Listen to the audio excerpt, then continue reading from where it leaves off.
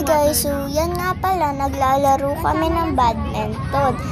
At buti na lang na abutan namin ang mga magaling maglaro ng badminton. At hindi inaasahan mangyari na sugat ako kasi na-slide ako doon. Kita nyo naman yung basa dyan. Dyan ako na-slide.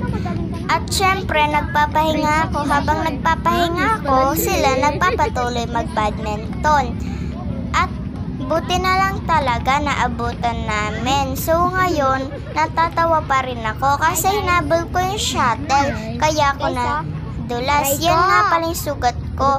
Pero ngayon, magaling na ako. Okay naman yung sugat ko at natuyo na siya ngayon kasi ilang weeks na. So yan nga pala, natatawa ako ngayon kasi hinabol ko na yung shuttle. Nadulas pa ko. Yun lang.